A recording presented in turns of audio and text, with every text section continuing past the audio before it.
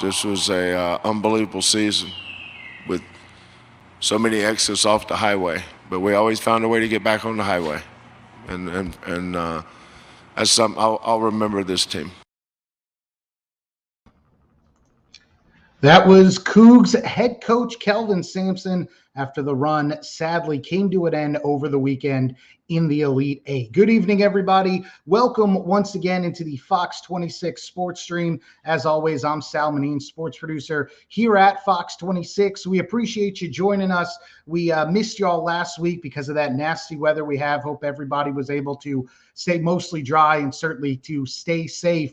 And we got a lot to get to since the last time we did this. The last time we talked, U of H was getting ready for the dance, and who knew exactly how far they would go, let alone to come within a couple bounces of possibly being in back-to-back Final Fours. Carlos Correa did not have a baseball team. The Astros were the presumed frontrunners, and Deshaun Watson was still a Houston Texan. All that has finally changed. So we will get to all that and more as things roll along here. We'll also check in on the Rockets, who are just now getting underway at Toyota Center as they take on the San Antonio Spurs.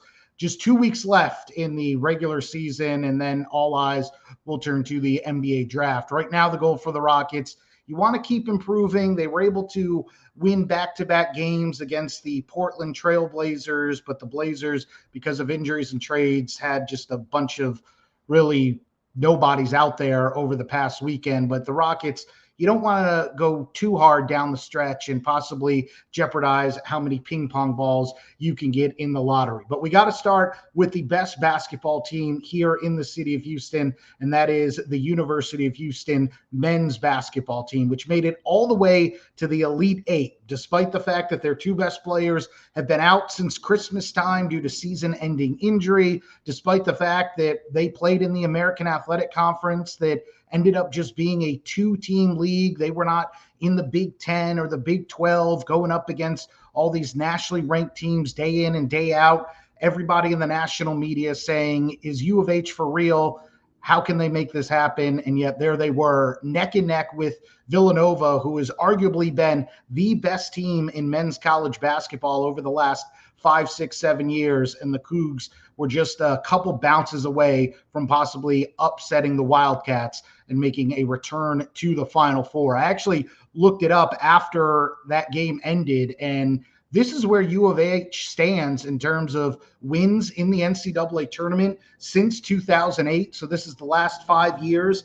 Obviously, 2020, there was no NCAA tournament because of the pandemic. But you look, and U of H is right up there with the big dogs, with some of the blue bloods of college basketball: Nova, Duke, Kansas, Gonzaga, Michigan, all teams that have proven to be perennial contenders. And there is Kelvin Sampson's group with 10 wins in the NCAA tournament since 2018. That's more wins than Tom Izzo in Michigan State, than Jim Boeheim in Syracuse, John Calipari in Kentucky. A lot of the names that you are used to seeing in March Madness, U of H has won more games when it counted most than a lot of the programs out there. So certainly nothing to be ashamed of for the Cougs, as they came up just short, losing 50-44 in the Elite Eight in a game in which they outplayed Villanova in nearly every statistical category except three-pointers. When you only make one three-point attempt or one three-point shot out of 20 attempts, you're not going to win many basketball games. And if the Cougs had just shot not even at their season average of 34% as a team from beyond the arc, if they had just shot slightly below that, you might be talking about the Cougs getting ready to play in the Final Four once again. Let's get a few more sound bites in from the team after that heartbreaking loss to Villanova over the weekend. If you'd have told me before the game that we're going to hold them to 28% from the field, they're going to shoot 23% from the three-point line, and we lose, I wouldn't have believed you. Our kids guarded. Man, did we guard. I mean, our defense was spot on. It wasn't really nothing that shocked us. We just had to get buckle down really on defense, They scored their first 2 points pretty easily. But after that, I feel like the game was pretty much neck and neck. Just, again, wouldn't make any shots, really. Disappointed we lost, but I'm not disappointed in anything else. This team taught me a lot this year. I learned a lot from them. I'm sure I learned a lot more from them than they did me. How to overcome adversity, how to get up when you get knocked down. With all the adversity we faced this year, we just got closer and closer. And, we just wanted to win that so bad, just so we can keep playing together. It wasn't really for the win. It was just so we wouldn't have to stop playing together. These guys mean so much to me. They really changed my life. And again, the Cougs in that Elite Eight contest actually made more shots than the Wildcats. They out-rebounded them. They had more steals. They had a better shooting percentage. Just it all came down to a few bounces where U of H went 1 for 20 from deep and Villanova made 5 3-pointers. It was not a pretty offensive game for either team, and it was just enough for Jay Wright and the Wildcats to secure their third trip to the Final Four since 2016. But look, this train for U of H does not look like it's going to slow down anytime soon. Here's a look at what they could be bringing back next year. Now, obviously, we still have to wait and see just what final decisions do all the guys on the roster and everybody who has eligibility remaining. There is a report from verbalcommits.com. That's one of the websites that tracks players entering the transfer portal that said freshman guard Robbie Armbruster has entered the transfer portal. And you can see why, because on paper, it looks like right now U of H will have 6 players returning in its backcourt when you factor in Marcus Sasser and Tremont Mark, if they both return after they missed pretty much this entire season because of injury. Jamal Shed, who had a monstrous postseason and really entire second half of the season, working in the freshmen, Emmanuel Sharp, Terrence Arsenault, Ramon Walker Jr., Shadow Creek kid, who played a lot as a true freshman this year. And then in the front court, Juwan Roberts, who again had a very, very good postseason. Reggie Chaney, who's now been in the program for 2 years. Javier Francis, who was a freshman this year, played very sparingly, really only in blowout games. He was a guy who almost weekly Kelvin Sampson brought up in terms of how good he's been in practice, how much he improves. And he said, look, if he wasn't playing in the same front court as Fabian White Jr. and Josh Carlton, Juwan Roberts, Reggie Chaney, he'd be getting a lot more playing time. And so he should have that opportunity going forward next year. And then the big name to look at here is Jarris Walker, the McDonald's All-American, who actually right now is taking part in the high school slam dunk competition as part of the McDonald's All-American festivities. And then the All-American game is tomorrow. He is on paper the highest rated recruit that U of H has brought in really since going back to the Phi Slamma Jamma days. Daniel House Jr. was a big recruit coming out of Hightower, but I don't believe he was ranked quite as high as Jarris Walker is, and he will be playing for the Cougs next year. Now, again, that's a lot of names right there. There's only one basketball, so who knows exactly how this is all going to shake out. If any of these other players do decide they want to enter the portal, possibly seek more playing time at a different school. Maybe Marcus Sasser and or Tremont Mark decide they want to try their hand at pro basketball, be it the NBA, the G League, playing somewhere overseas. Who knows? A lot of this still has to be determined. But right now, it looks like Kelvin Sampson and his staff have a whole lot of talent coming back. They are getting an influx of talent, and there's no reason to think that they cannot possibly repeat the success that they've had over the last several seasons and not just make it to the NCAA tournament, but win a few games, as they've proven they are among the best in men's college basketball at doing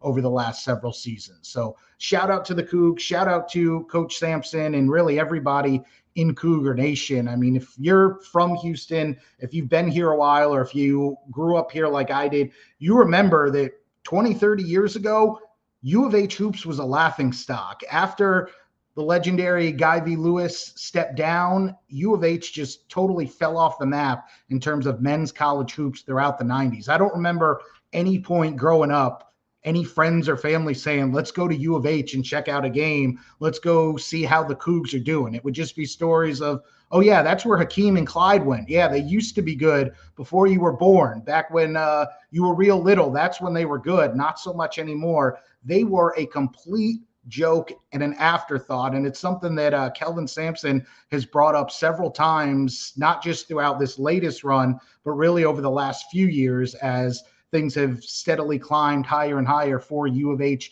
men's hoops. That when he first got here, he was quite literally going around campus begging people to come to games, telling people, yes, we have a basketball team. Please come watch us play. And now they've completely renovated things there. They're packing the Fertitta Center night in, night out. And again, Kelvin Sampson and the Cougs are among the best teams in men's college basketball. So tip of the cap to them, and we will certainly see if they can keep things rolling along as now the attention shifts to the offseason, and then they'll try to do it all again come next fall. All right, let's transition now and talk a little baseball because, believe it or not, we are only 10 days away from opening day of the regular season. That's right, a week from Thursday, the Astros will play their first game that actually counts. Remember, because of how the lockout ended, baseball initially wiped out the first two series of the regular season. So the Astros are going to open up on the road. They won't play their first game at Minute Maid Park as part of the regular season until April the 18th. So that is 3 weeks from today. But in 10 days, it'll be Verlander against Ohtani, and it will actually count. The Astros played again this afternoon, took care of the Cardinals 2-1. Again, you can't really put too much into the scores of these exhibition games. It's more, what did you see? Framber Valdez looked very good. Ryan Presley looked good. And the bats still look very good. Both Michael Brantley and Yordan Alvarez went yard today. Yuli Gurriel has been on another planet as he continues to defy Father Time and just seems to be getting better as he is in his late 30s. The reigning American League batting champ off to a torrid start. And then, of course, there is the shortstop position, which is obviously the big position of focus if you are an Astros fan, because Carlos Correa is officially no longer an Astro, signing with the Minnesota Twins for what is essentially a one-year deal. I mean, it gets reported as 3 years, $105.3 million, but he can opt out after either of the first two seasons. So he's basically signed a one-year deal with some very nice insurance in case something weird should happen. Correa was officially introduced as a Minnesota Twin late last week before finally making his spring training debut for the Twinkies over the weekend. And he looked like vintage Carlos Correa. Got on base, singled in his first at bat, making some nice plays with the glove. But here's what Correa had to say when he got down to spring training and donned those Minnesota Twins pinstripes about what kind of decision was it to actually sign with Minnesota and leave Houston, the team that drafted him and where he had called home for the last 7 professional seasons. It was pretty easy, honestly. Before this entire process of free agency, once the season was over, my wife asked me, like, how is it going to be if we ever leave? And I said, babe, what do we do on a daily basis when we're in the middle of the season? We watch movies, we go eat to restaurants, and now we take care of the baby. Every city in the United States has that. That is certainly a ringing endorsement of the Twin Cities from Carlos Correa. But look, on paper, there's a lot to like with the Minnesota Twins. That is, if everything goes according to plan. Obviously, with Correa, there's always going to be the questions about, can he stay healthy? He did it each of the past 2 seasons. Obviously, 2020 was very abridged, only that 60-game sprint. But if he stays healthy, they remade their infield, getting that big trade with the Yankees. So now they have Gio Urshela at third next to Correa, Gary Sanchez behind the plate. Today they signed Chris Archer, who was at one time an all-star. If Byron Buxton stays healthy, Miguel Sano brings some big bop to the lineup. That's a team that could do some damage, but you're also, if you're the Minnesota Twins, wondering just how long do you have Carlos Correa? He said at that introductory news conference he plans on being there long term. This isn't just a one-term deal, but what you say and what you do are two different things. And right now his contract says that if he has another good year, there's no reason he can't opt out and do this all again and be arguably the best free agent on the market a year from now. So we will see how that plays out in Minnesota. As it pertains to the Astros, they have to fill that void at shortstop, and everything looks like it's going to be the rookie Jeremy Pena, the highest rated prospect in the Astros farm system. He's got the glove. It's a matter of how quickly can the bat come around. Now, there was a lot of questions about why did Carlos Correa leave? Did the Astros not have a chance to match the offer that the Twins did? There were differing reports about the Astros didn't reach out to Correa after the lockout. At one point, they broke off communication. General Manager James Click spoke with Fox 26 sports director Mark Berman about how it all played out, and he acknowledged that it is tough to lose Carlos Correa, but he still has faith in Jeremy Pena and everything that the Astros will be bringing to the table this season. Here's Mark with James Click. Astros GM James Click says Carlos Correa signing with the Twins makes for a very difficult day for the organization, and it means they have a big hole to fill. Click points out the Astros, quote, were actively engaged with Carlos's representatives throughout the process. Certainly it's a very difficult day for the organization, but at the same time, we wish Carlos and his family nothing but the best. He has been more important to this franchise than I could possibly know, and certainly more important to our fans than I could possibly know, but he is a tremendous baseball player, a tremendous human being, and we wish him and his family nothing but the best. Contrary to multiple reports, Click says the Astros were in contact with Correa's representatives since the lockout ended. Certainly don't want to comment on every rumor that's out there, but I can say that we were actively engaged throughout the process. We had many conversations with Carlos' representatives in the time after the lockout and leading up until he let us know that he was planning to go a different direction. Click says it'll be a challenge to replace Correa. It means that we have a big hole to fill, but at the same time, we feel very excited about the group that we have. We think that we should be very competitive in the American League once again this year. We've been one of the most successful teams in baseball over the past 5 years, and Jim Crane and this organization has shown the willingness to compete financially with every other team out there, and we will continue to do that to put the best team on the field that we can. And right now, even without Carlos Correa, you have to say that the Astros are fielding the best team among the American League West. Obviously, of the other teams, we know that only Oakland went backwards. Everybody else spent big, making big free agent acquisitions and trades. But on paper, you're still picking the Astros over the Halos, over the Mariners, and over the Texas Rangers, who completely remade their infield. And you saw there on the tail end of that piece, Justin Verlander, who so far has looked great in spring training. Again, missed all of last season, essentially missed all of 2020. Remember, he only pitched that season opening game against the Mariners, and then it was right after that that he started complaining of not feeling well. They took the season before they finally concluded that, yes, Tommy John surgery was going to be in the cards, and that's why he's basically not pitched in 2 whole years. But so far, he looks every bit the part of the future Hall of Famer